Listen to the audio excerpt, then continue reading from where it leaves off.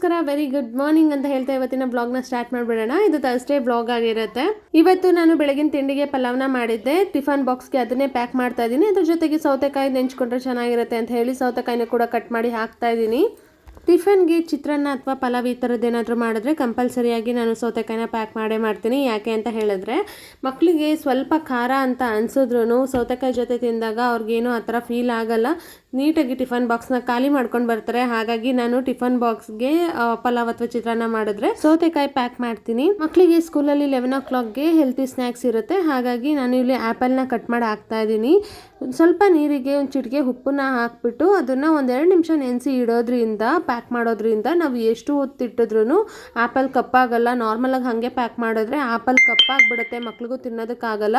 ಹಾಗಾಗಿ ಈ ಟ್ರಿಕ್ನ ನೀವು ಯೂಸ್ ಮಾಡ್ಕೊಳ್ಳಿ. ಯಾರಾದರೂ ಆ್ಯಪಲ್ನ ಪ್ಯಾಕ್ ಮಾಡಬೇಕು ಅಂತ ಅಂದ್ಕೊಂಡ್ರೆ ಸ್ವಲ್ಪ ಚಿಟಿಕೆ ಉಪ್ಪು ನೀರಲ್ಲಿ ಅದನ್ನು ನೆನೆಸಿ 1-2 ನಿಮಿಷ ಆಮೇಲೆ ಪ್ಯಾಕ್ ಮಾಡಿ. ಯೂಶ್ವಲಿ ನಾನು ಮಕ್ಕಳನ್ನ ಸ್ಕೂಲ್ಗೆ ಡ್ರಾಪ್ ಮಾಡಿ ಬಂದು ಆಮೇಲೆ ತಿಂಡಿ ತಿನ್ನೋದು. ಯಾಕೆ ಅಂತ ಹೇಳಿದ್ರೆ 8:45ಗೆಲ್ಲ ಅವರು ಸ್ಕೂಲ್ನಲ್ಲಿ ಇರಬೇಕು. ಹಾಗಾಗಿ ಮಕ್ಕಳು ಬ್ಯಾಗ್ ಅಂತೂ ಇವಾಗ ತುಂಬಾ ಹೆವಿ ಇರುತ್ತೆ. ಸೊ ಅವ್ರಿಗೆ ಎತ್ಕೊಂಡು ಬರೋದು ತುಂಬಾ ಕಷ್ಟ ಆಗುತ್ತೆ. ತನಿಷಾ ಸ್ಕೂಲ್ಗೆ ಇವತ್ತು ರಜೆ ಇತ್ತು. ಹಾಗಾಗಿ ಸೋಹನ್ನ ಡ್ರಾಪ್ ಮಾಡಿ ಬರೋದಕ್ಕೆ ನಾನು ಬರ್ತೀನಿ ಅಮ್ಮ ಅಂತ ಹೇಳಿಬಿಟ್ಟು ಬರ್ತಾ ಇದ್ದಾಳೆ. ಇನ್ನು ಸೋನುನ ಸ್ಕೂಲ್ಗೆ ಡ್ರಾಪ್ ಮಾಡಿ ಬಂದಮೇಲೆ ನನಗೇನಾದರೂ ಬೇರೆ ಕೆಲಸಗಳಿದ್ರೆ ಅದನ್ನು ಮಾಡ್ಕೊಂಡು ಬಿಡ್ತೀನಿ. ಇವತ್ತು ಶುಂಠಿ ಬೆಳ್ಳುಳ್ಳಿ ಪೇಸ್ಟ್ ಖಾಲಿ ಆಗಿತ್ತು. ಹಾಗಾಗಿ ನಾನು ಶುಂಠಿ ಬೆಳ್ಳುಳ್ಳಿ ಪೇಸ್ಟ್ನ ಮಾಡಿ ಇಟ್ಕೋತಾ ಇದ್ದೀನಿ. ಏನಂತ ಹೇಳಿದ್ರೆ ಶುಂಠಿ ಬೆಳ್ಳುಳ್ಳಿ ಪೇಸ್ಟ್ ಮಾಡೋದು ಸ್ವಲ್ಪ ಟೈಮ್ ಹಿಡಿಯುತ್ತೆ ನಾರ್ಮಲಾಗಿ ಅಡುಗೆ ಮಾಡುವಾಗ. ಹಾಗಾಗಿ ಈ ಥರ ಮಾಡಿ ಸ್ಟೋರ್ ಮಾಡಿ ಇಟ್ಕೊಂಡ್ಬಿಟ್ರೆ ಫ್ರಿಡ್ಜ್ನಲ್ಲಿ ಆರಾಮಾಗಿ ನಾವು ಯೂಸ್ ಮಾಡ್ಕೊಳ್ಬೋದು. ಆವಾಗವಾಗ ಖಾಲಿ ಆದಾಗ ನಾನು ಈ ಥರ ಶುಂಠಿ ಬೆಳ್ಳುಳ್ಳಿ ಪೇಸ್ಟ್ನ ಮಾಡಿಬಿಟ್ಟು ಫ್ರಿಡ್ಜ್ನಲ್ಲಿ ಸ್ಟೋರ್ ಮಾಡಿ ಇಟ್ಕೊಂಡು ಬಿಡ್ತೀನಿ. ನಾನು ಮಧ್ಯಾಹ್ನ ಊಟಕ್ಕೆ ತರಕಾರಿ ಸಾಂಬಾರು ಕೂಡ ಮಾಡಿ ಇಟ್ಕೊಂಡ್ಬಿಟ್ಟೆ. ಯಾಕೆ ಅಂತ ಹೇಳಿದ್ರೆ ಈವ್ನಿಂಗು ಮಕ್ಳಿಗೆ ಏನಾದರೂ ಹೋಮ್ವರ್ಕ್ ಇದ್ದರೆ ಸಾಂಬಾರೆಲ್ಲ ಮಾಡಲಿಕ್ಕಾಗಲ್ಲ.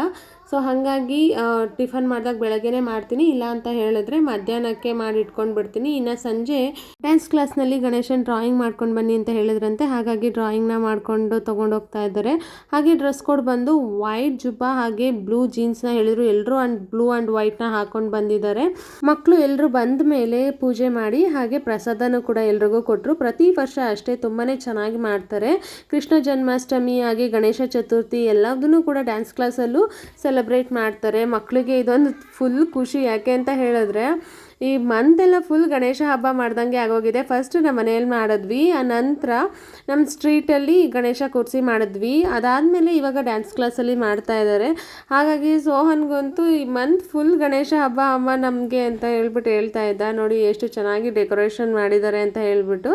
ಈ ಕಲರ್ ಕಾಂಬಿನೇಷನ್ ಕೂಡ ಬಲೂನ್ಸ್ದು ತುಂಬಾ ಚೆನ್ನಾಗಿದೆ. ಹಾಗೆ ಡ್ಯಾನ್ಸ್ ಕ್ಲಾಸ್ ಸ್ಟಾರ್ಟ್ ಆಯಿತು. ಈ ವಿಡಿಯೋ ಇಷ್ಟ ಆಗಿದೆ ಅನ್ಕೋತೀನಿ. ಇಷ್ಟ ಆಗಿದ್ರೆ ಲೈಕ್ ಮಾಡಿ, ಶೇರ್ ಮಾಡಿ, ಹಾಗೆ ಸಬ್ಸ್ಕ್ರೈಬ್ ಮಾಡ್ಕೊಳ್ಳೋದನ್ನ ಮರಿಬೇಡಿ. ನನ್ನ ಚಾನಲ್ನ ಸಬ್ಸ್ಕ್ರೈಬ್ ಮಾಡ್ಕೊಂಡು ಸಪೋರ್ಟ್ ಮಾಡಿ.